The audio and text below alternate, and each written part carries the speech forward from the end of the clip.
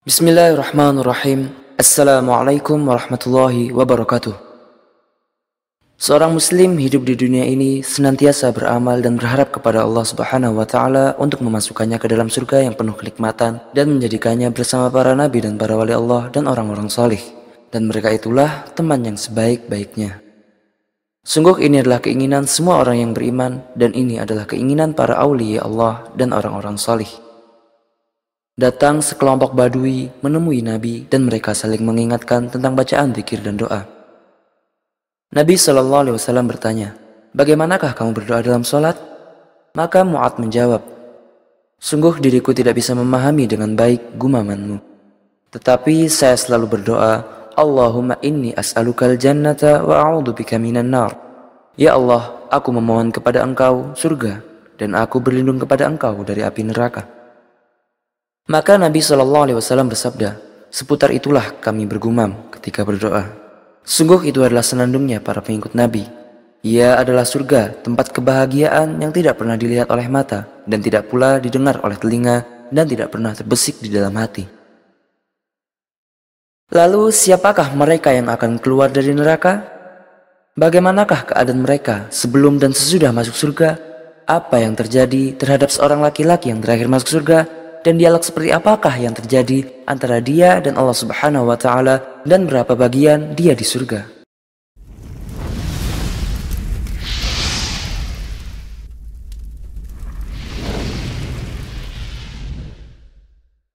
Ahlu sunnah meyakini bahwasanya pada kaum muslimin di antara mereka ada yang masuk surga tanpa hisab dan tanpa adab.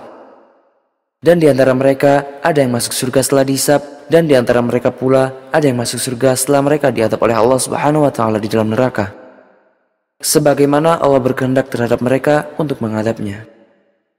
Kemudian ia dikeluarkan dari neraka. Sungguh keluarnya mereka dari neraka hanya untuk dimasukkan ke dalam surga. Allah Subhanahu wa taala tidak menjadikan mereka sengsara dan menderita, karena di surga ialah tempat yang penuh dengan kenikmatan. Dan tidak ada dalil yang mengisyaratkan bahwa mereka akan dicelupkan kembali ke dalam neraka setelah mereka dimasukkan ke dalam surga. Oleh karena itu, Nabi SAW telah mengajarkan kepada kita tentang sifat-sifat mereka. Di antaranya, pertama, bahwa mereka akan dilempar di sungai kehidupan dan akan kembali seperti baru lahir. Yudkhilullahu ahlal jannatil jannata yudkhilu man yasha'u birahmatihi wa yudkhilu ahlan nari nar thumma yaqulu انظروا من وجدتم في قلبه مثقال حبة من خردل إيمان فأخرجوه فيخرجون منها حمما قد امتحشوا فيلقون في نهر الحياة أو الحياة ينبتون فيه كما تنبت الحبة إلى جانب السيل ألم تروها كيف تخرج الصفراء ملتوية. Sungguh Rasulullah SAW telah bersabda, Allah akan memasukkan penduduk surga ke dalam surga, dan dia memasukkan orang yang ia kehendaki dengan rahmatnya. Dan Allah memasukkan penduduk neraka ke dalam neraka. Kemudian dia berfirman, lihatlah orang yang kalian dapati di dalam hatinya terhadap iman seberat biji sawi, maka keluarkanlah mereka dari neraka. Maka mereka pun dikeluarkan dari neraka dalam keadaan kulitnya yang telah menghitam karena telah dibakar. Lalu mereka dilemparkan ke dalam sungai kehidupan atau air hujan yang mana mereka dapat tumbuh di dalamnya, sebagaimana biji tumbuh di tepi aliran sungai. Tidaklah kamu perhatikan bagaimana biji itu keluar dengan warna kuning melingkar? Yang kedua ialah bahwa mereka akan menjadi satu bagaikan mutiara, dan Allah akan memberikan keridhaannya kepada mereka dan tidak akan murka kepada mereka. Dari Abi Sa'id Al-Khudri dari Nabi Muhammad SAW bersabda, maka mereka keluar bagaikan cincin mutiara di leher mereka. Penghuni surga akan mengenali mereka. Mereka adalah orang-orang yang Allah bebaskan dari orang-orang yang Allah masukkan ke surga tanpa adanya perbuatan yang mereka lakukan atau kebaikan yang mereka lakukan. Kemudian Allah berkata, masuklah kamu ke surga, maka apa yang kamu lihat itu adalah milikmu. Mereka berkata, ya Tuhan kami, Engkau memberi kami apa yang tidak Engkau berikan kepada siapapun di alam semesta. Dan Allah berfirman, untukmu bahwasanya aku memiliki yang lebih baik dari ini. Mereka akan berkata, ya Tuhan kami, apa yang lebih baik dari ini? Allah berfirman, keridhaanku. Maka setelah itu aku tidak akan pernah murka kepadamu. Ini adalah kejadian yang akan terjadi pada orang yang keluar dari neraka lalu masuk ke dalam surga. Lalu apa yang akan terjadi kepada orang yang terakhir masuk surga, dan apa yang ia akan lakukan terhadap Allah Subhanahu wa taala sampai ia masuk surga? Sungguh inilah kisah yang benar kejadiannya, dan kisah yang sangat menyedihkan. Disebutkan di dalam hadis bahwasanya Rasulullah SAW bersabda, yang artinya orang yang terakhir kali masuk surga ialah seorang laki-laki. Dia terkadang berjalan, terkadang menyungkur, dan terkadang api neraka menjilatnya. Ketika dia telah melewatinya, maka dia menoleh kepada api tersebut seraya berkata, Maha suci Allah yang telah menyelamatkanku darimu. Allah telah memberikan sesuatu kepadaku yang mana dia tidak pernah memberikannya kepada orang yang awal dan akhir. Lalu sebuah pohon diangkatkan kepadanya. Lalu dia berkata, Wahai Rabbku, dekatkanlah kepadaku pohon ini agar aku dapat bernaung dengan naungannya dan minum air darinya. Lalu Allah berfirman, Wahai anak Adam, boleh jadi jika aku memberikannya kepadamu, niscaya kamu akan meminta yang lain kepadaku.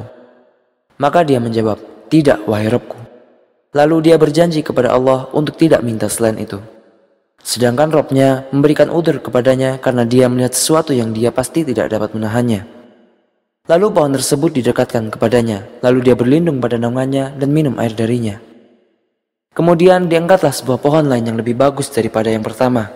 Maka dia berkata, Wahai Rabbku, dekatkanlah pohon ini kepadaku agar aku dapat minum dari airnya dan berlindung dengan naungannya. Aku tidak akan meminta kepadamu selainnya.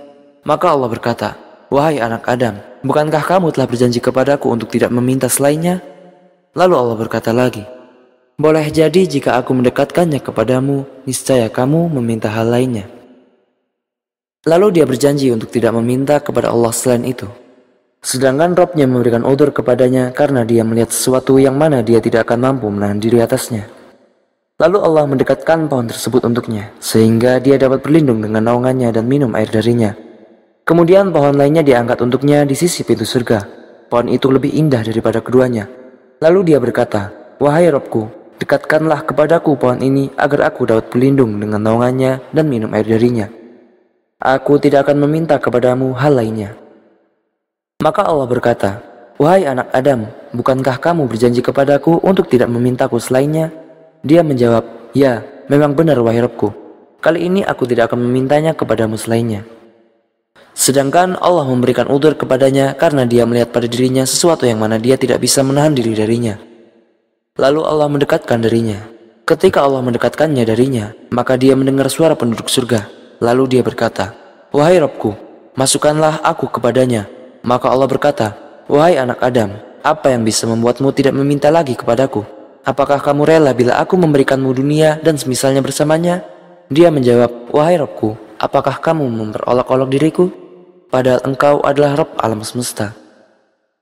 Lalu Ibnu Mas'ud tertawa seraya berkata, Tidaklah kalian bertanya kepadaku tentang sesuatu yang membuatku tertawa? Para sahabat bertanya, Apa yang membuatmu tertawa? Ibnu Mas'ud berkata, Demikianlah Rasulullah tertawa. Kemudian para sahabat bertanya, Apa yang membuatmu tertawa wahai Rasulullah? Beliau menjawab, Aku tertawa karena sesuatu yang membuat tertawa Rabb alam semesta ketika hamba tersebut berkata, Apakah engkau memperolok-olok aku padahal engkau adalah Rabb semesta alam? Allah menjawab, Sesungguhnya aku tidak memperolok-olokmu, akan tetapi aku melakukan sesuatu yang aku kehendaki. Dan di dalam riwayat Imam Muslim juga disebutkan bahwa Nabi SAW bersabda, Thumma yadkhulu baitahu fatadkhulu alaihi zawjatahu minal huril ain fataqulan Alhamdulillahilladzi ahyaka lana wa ahyana laka fayaqulu ma u'ti ahadun mithla ma u'titu. Lalu orang itu masuk rumahnya di surga, dan setelah itu dua istrinya dari kalangan dua bidadari masuk menemuinya. Keduanya mengatakan, Segala puji bagi Allah, Zat yang telah menghidupkanmu buat kami dan menghidupkan kami buatmu. Kemudian orang itu mengatakan, Tidak ada seorang pun yang mendapatkan pemberian sebagaimana pemberian yang Allah berikan buatku. Kemudian di dalam riwayat Imam Muslim juga disebutkan bahwasanya Allah Subhanahu wa Ta'ala bertanya, Apakah kamu mau mendapatkan bagian kerajaan seperti seorang raja di antara raja-raja di dunia? Orang itu menjawab, Aku rela wahai Rabbku. Kemudian Rabb mengatakan, Itu bagianmu, ditambah seperti itu, ditambah seperti itu, ditambah seperti itu, ditambah seperti itu. Pada kali kelima, orang itu mengatakan, Aku rela wahai Rabbku. Rabb mengatakan, Ini bagianmu ditambah 10 kali lipatnya, dan kamu mendapatkan apapun yang kamu inginkan dan matamu menyukainya. Orang itu mengatakan, Aku rela wahai Rabbku. Kemudian Musa mengatakan, Bagaimana dengan nasib orang yang paling tinggi kedudukannya? Tuhan menjawab, Mereka itu orang pilihanku. kemuliaan mereka di tanganku dan aku menutup kemuliaan itu. Ia belum pernah terlihat oleh mata, belum pernah terdengar oleh telinga, dan belum pernah pula terdetik di dalam hati. Tak seorang pun mengetahui berbagai nikmat yang menanti, yang indah dipandang sebagai balasan bagi mereka atas apa yang mereka kerjakan. Inilah surga, sesuatu yang diinginkan oleh orang yang beriman. Adapun perkara besar yang bisa memasukkan ia ke dalam surga, yaitu mentauhidkan Allah Subhanahu wa Ta'ala dan tidak mempersekutukannya. Qala Rasulullah, "Man laqiyallaha la yusyrikuna bihi syai'an, dakhala al-jannah." Rasulullah SAW bersabda, barang siapa yang menjumpai Allah sedangkan ia tidak mempersekutukannya, maka ia akan masuk surga. Adapun jalan menuju surga sangatlah banyak. Namun ketika disimpulkan bahwa jalan menuju surga ialah berusaha mendapatkan keridhaannya dengan berbuat sesuatu yang Allah cintai dan menjauhi apa yang Allah Subhanahu wa Ta'ala larang dan benci, dan mengikuti ajaran Nabi Muhammad SAW dan mentaatinya terhadap apa yang diperintahkan dan menjauhi apa yang dilarangnya, dan tidak melakukan ibadah kecuali apa yang telah disyariatkan oleh Rasulullah SAW. Bagaimanakah kita beramal? Tentu kita sangat membutuhkan sekali terhadap rahmat Allah Subhanahu wa Ta'ala. Nabi SAW bersabda, "Lan yadkhulal jannata ahadun minkum bi'amalihi." Qalu, "Wala anta ya Rasulullah?" Qala, "Wala ana. Illa ayyataghammadani Allahu birahmatin minhu wa fadlin." Salah seorang dari kalian tidak akan dapat diselamatkan oleh amalnya. Maka para sahabat bertanya, "Tidak juga dengan engkau wahai Rasulullah?" Beliau menjawab, "Tidak juga denganku. Hanya saja Allah telah melimpahkan rahmatnya kepadaku." Ya Allah, limpahkanlah rahmatmu dan jadikanlah kami sebagai penghuni surgamu. Wallahu ta'ala a'lam.